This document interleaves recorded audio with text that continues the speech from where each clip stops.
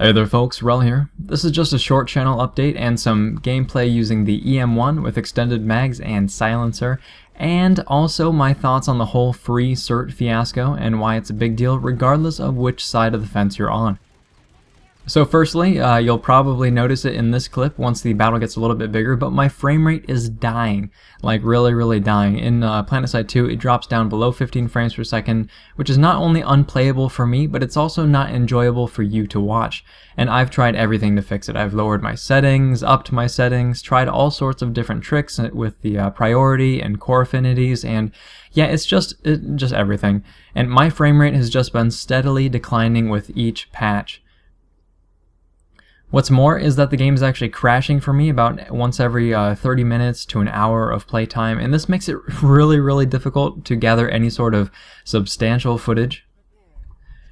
So long story short, I have a new computer on the way, and I'll share the specs once it gets here, but I built it on iBuyPower.com, and they are evidently backed up for a couple of weeks, so it should get here at the end of next week. But even then, I'll have to transfer all of my data and re-download all of my programs, and not just PlanetSide 2, but my video editing programs and my photo editing programs, and whatever else, so it may take me a good bit of time. And if you've actually noticed my video production slow down lately, it's primarily due to this, just the game being practically unplayable. But the new computer should be pretty beastly, and I should be able to put together some really good videos for you, and I should actually be more effective in the game as well.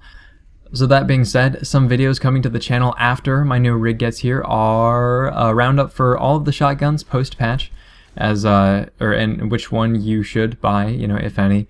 Same for the nanite system weapons, because they have a lot of common traits that kind of set themselves apart from the other faction weapons, and I just find them very interesting.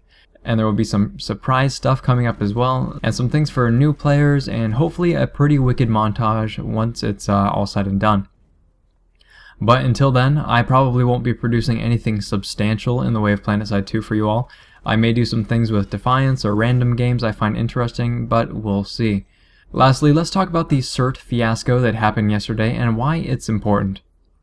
So yesterday, a lot of accounts received just massive amounts of certs for seemingly no reason. And I didn't get any, in case you're incredibly curious. So I kind of swept it under the rug and disregarded it as a bug. I thought that hopefully the servers would get rolled back and everything would be alright. So upon investigating it more, the cause, or at least the intended cause, became pretty evident. Sony was issuing compensation for those people who had bought multiple items, or multiple of the same item across different characters using station cash. So if I bought a Bulldog for my Sunderer on my VS character, and then I did the same thing for my NC character, I'd be getting a refund of 2 certs per station cash spent. And that's what Matt Higbee said the going rate was. Now the least important part of this is that the reimbursement simply didn't work the way they intended it to. Random people, for absolutely no reason, received massive amounts of certs for free, and even people who had never spent station cash at all ever also got massive amounts of certs. So that's what's wrong from a bug perspective. Now, what's really wrong with this issue is that Sony is content with essentially breaking the game for the average player, or pretty much anyone not affected by the avalanche of free certs. PlanetSide 2 made it pretty clear from the start that they were staying far away from the pay-to-win mentality, which is why most of the weapons you buy are either side grades or they have a specific niche role, so they're not required in order to be competitive. So it didn't really matter if weapons were bought with station cash or with certs, you were pretty much on an even playing field. That said, certs are the only thing you cannot buy with station cash. They're the one thing that keeps player progression on even footing, regardless of whether you're a player that pays or a player that's enjoying the free-to-play model. So in other words, certification points are an investment of time. Station cash is an investment of money. When you exchange time spent playing the game for money, there is something very wrong with that. Boosts and subscriptions are one thing, as they give you additional rewards for playing the game, but the reimbursement of certs isn't that. It's giving you rewards for not playing the game. Does that make sense? So if I was Battle Rank 1 and I bought a bunch of weapons on different characters, I would have thousands upon thousands of certs, even if I had never played the game. Now think about that for a little bit. Does that on any level seem appropriate? So why did Sony do this?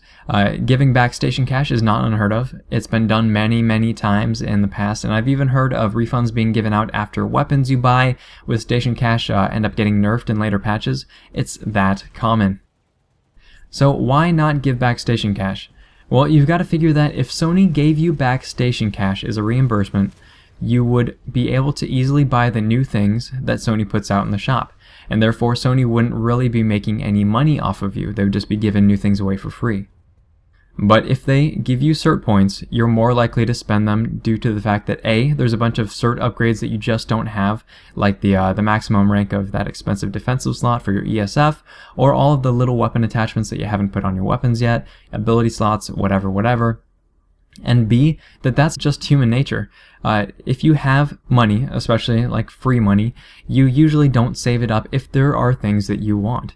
So knowing that the average person is going to spend those certs very quickly, it is very likely that you will be buying more station cash in the future for those shiny new things. So Sony will end up making money off of you. Now, was this a decision that was worth breaking the game over or betraying the trust of your player base?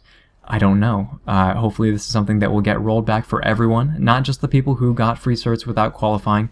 And if not, this is going to have been a terrible decision that will on some level permanently harm the reputation of Sony Online Entertainment and PlanetSide too. So we'll see how things unfold from here on out. Thanks very much, folks. Rel signing off.